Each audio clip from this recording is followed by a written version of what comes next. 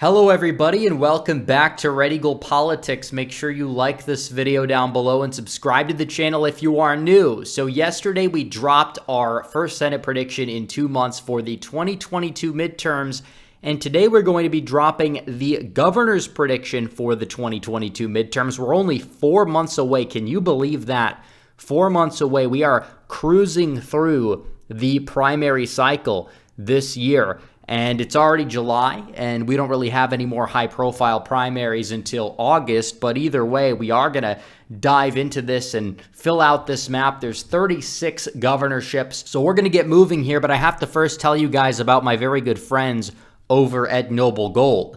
Now, inflation is 8.6% and climbing, so you're going to need some help to get back to financial safety. So call Noble Gold, and their experts will share their knowledge of gold IRAs so you won't have to worry about a thing. And if you're quick, they're giving away an incredible 10th ounce American Eagle Gold proof coin with every qualifying IRA or 401k rollover. You can't go wrong with Noble Gold, so call the team now at 877-646-5347 to find out more, or visit noblegoldinvestments.com. So we're going to start to fill out this map. We're going to fill out the safe states first. We're going to start off with the safe blue states, and then we'll make our way on to the safe red states. So up in the Northeast, I really only believe that Massachusetts is going to be the only safe blue state up there, believe it or not, this cycle. I also think Illinois is going to be safe blue. I love Darren Bailey, but I don't think that he's really going to be able to win there this cycle against Pritzker. I think it'll be within 15, but that's still a safe margin.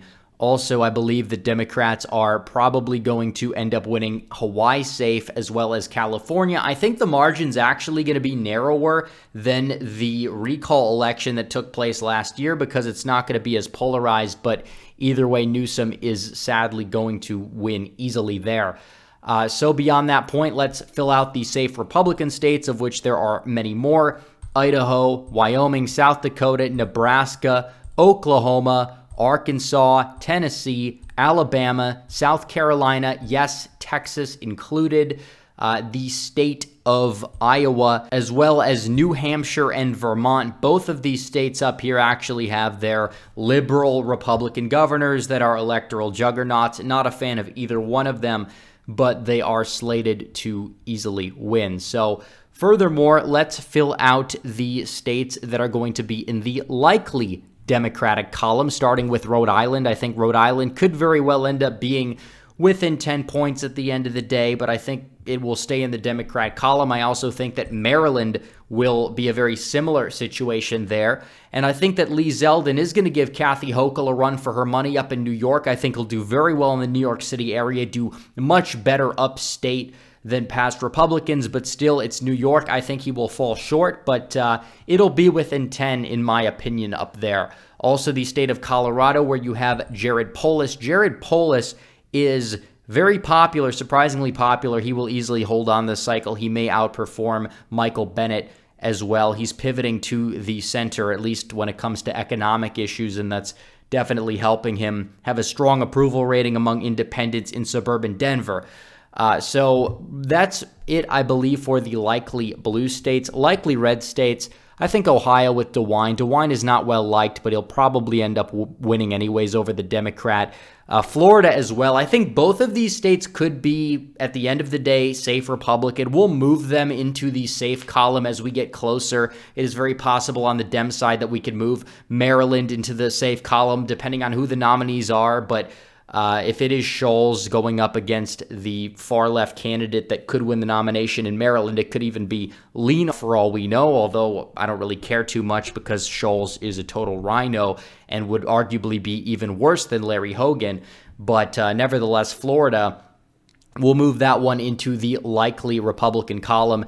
Alaska as well, because they have a weird system up there. We don't know the end results, but Dunleavy's probably going to end up holding on, so I'm going to keep that one as likely R. Furthermore, the state of Kansas, Laura Kelly, is her approval rating decent for a Democrat in Kansas? Yes, but it's a red wave year, and she's facing tough competition. Derek Schmidt should easily take care of her, probably win by at least 5 points or so in Kansas. I wouldn't be shocked, though, if the largest incumbent margin of loss was Tony Evers in Wisconsin. There's several candidates that are running that I believe would be very capable of defeating him.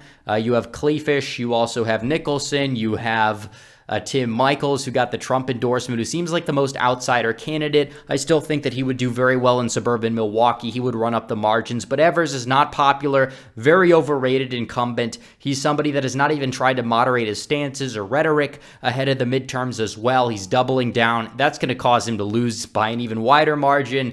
So Wisconsin, you could put that one also as likely Republican. There are two more states that are going to go in this column. One of them is the state of Georgia. Brian Kemp does suck, but he's going up against Stacey Abrams. He will likely outperform Trump in the TDS-ridden rhino suburbs of Atlanta, whatever's left of them, against Stacey Abrams. He'll outperform Herschel Walker. He'll probably end up winning by around 6 points or so at the end of the day, give or take a couple, as well as Arizona. Arizona, Kari Lake, she's still going to be the nominee. They could do whatever they can. They will hit her with anything.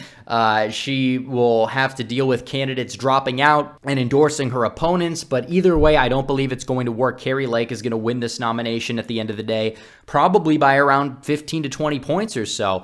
And I firmly believe that she is going to destroy Katie Hobbs. Katie Hobbs is somebody that the Democrats are putting up, but nobody likes. Nobody likes Katie Hobbs.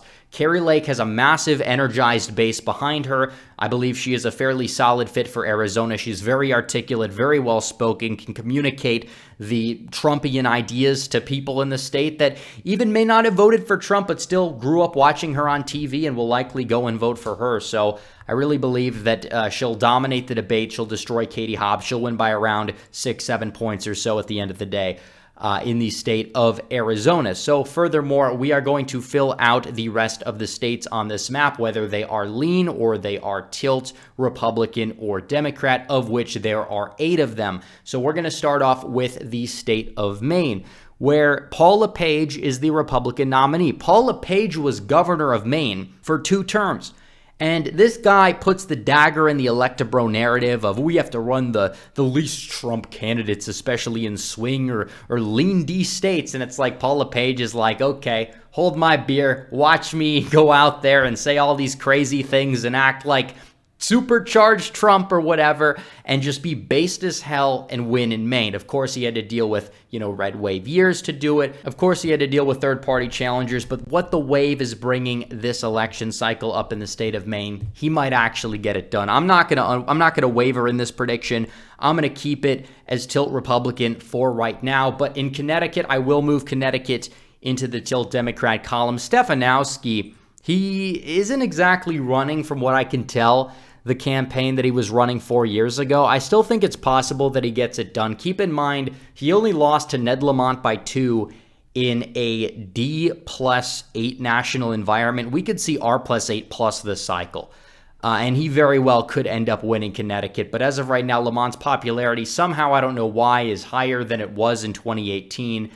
And it's going to be interesting to see what happens. But we'll keep this one as a tilt Democrat, because it is true that statewide elections are not always fully representative of the national environment, especially when it comes to down-ballot races that are not for federal offices. So do keep that in mind. Up next, we have the state of Pennsylvania. Pennsylvania, Doug Mastriano. He's actually outperforming Oz in every single poll, which is surprising. He's also doing very well in every single poll, given the fact that we understand how early polling works in Pennsylvania. Even in those early polls from the election mafia, he's within the margin of error. And Josh Shapiro is running a horrible campaign, and Mastriano's messaging is fairly solid so far, and he's proving a lot of people wrong as we speak. I believe he's going to win by a lean margin and shock the world and make a lot of people eat their crow. Oh, Mastriano, he can't win Pennsylvania. He's too pro-Trump. Well, who's the only Republican to win the state of Pennsylvania since 1988?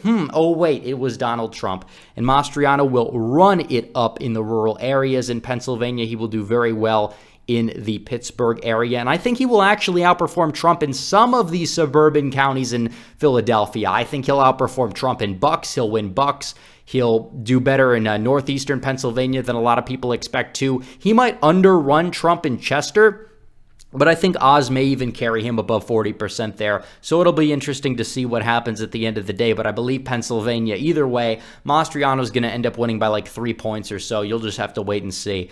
So up next, we have the state of Michigan, and it depends who the nominee really is. I think Gretchen Whitmer is very hard to beat. She has an apparatus there of support that is going to be hard to crack into. I don't know why. Trust me. I don't know what's going through these voters' heads in Michigan. I'm from Michigan. Everybody knows that. But Republicans may have found their candidate to take on Gretchen Whitmer, and I think the only candidate capable of beating Whitmer in terms of resources, in terms of widespread support, would be Tudor Dixon. Tudor Dixon is a candidate that can appeal to Trump's base while also still, maintaining a decent amount of funding, and she will do better than Trump in a place like West Michigan. She'll do better than Trump in like Kent County, Grand Rapids. She'll win Kent County, probably win Muskegon County as well against Whitmer. I think she'll be the nominee because Trump likes her, and I think Trump is going to endorse her, and she has very good optics. As a result, I think that Michigan is going to flip in the governorship for that fact alone. Minnesota, on the other hand, is still Minnesota. Do I think Republicans are going to win a statewide election there this cycle? Yeah, but is it going to be knocking off Tim Walz? As of right now, I haven't seen enough evidence that would point towards the fact that it would.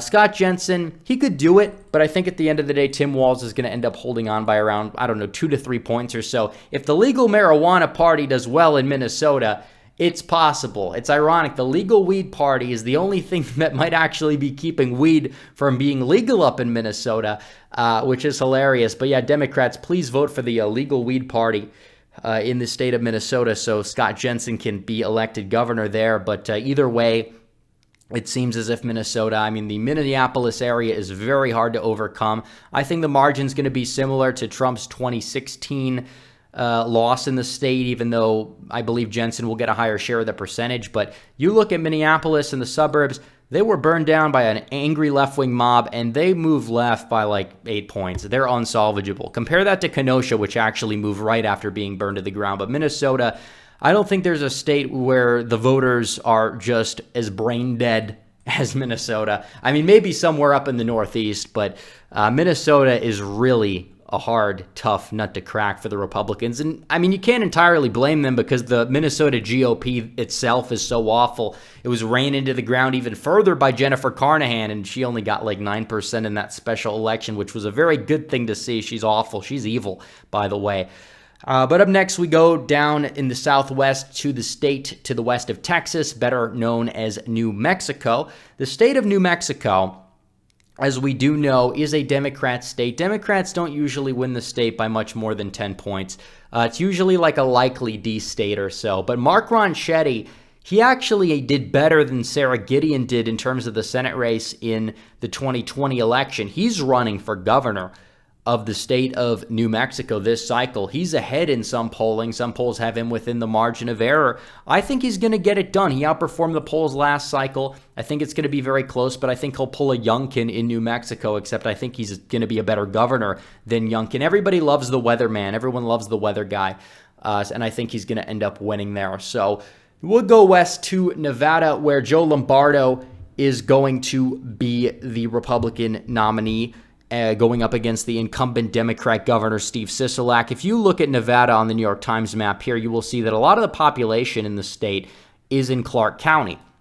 Joe Lombardo was sheriff of Clark County. He won in Clark County. He's popular in Clark County, and you need that to counter the Sisolak machine.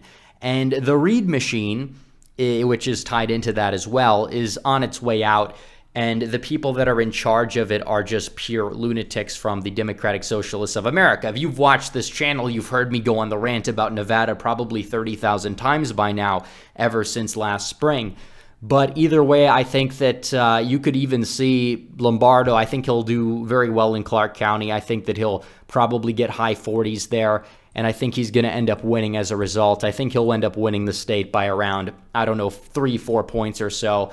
Sisolak is still going to be tough to beat, but I still believe that the lockdown anger is still going to be there just as it's present in Michigan, and I think Nevada's going to flip, which leaves us with Oregon.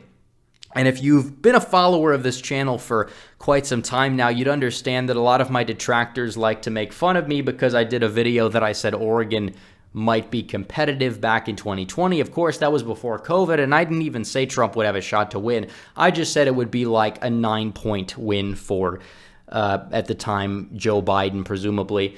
And as a result, it didn't exactly go the way as planned, but the energy is definitely shifting a little bit, and you look at Kate Brown's popularity as governor of the state. She is extremely unpopular, as we all know, and definitely she's leaving. We know that, but at the same time, it's like it's very difficult to take over from a scandal-plagued incumbent who's unpopular and perform well, especially in a wave year like this when you have another left-wing third party. I think Republicans are going to pick this off. The polling agrees with me, by the way.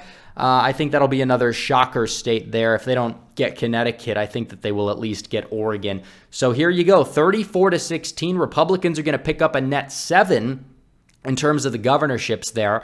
Democrats technically are going to pick up 2 governorships. Republicans would be picking up 9 for a 34-16 final total on the map here. Red wave imminent.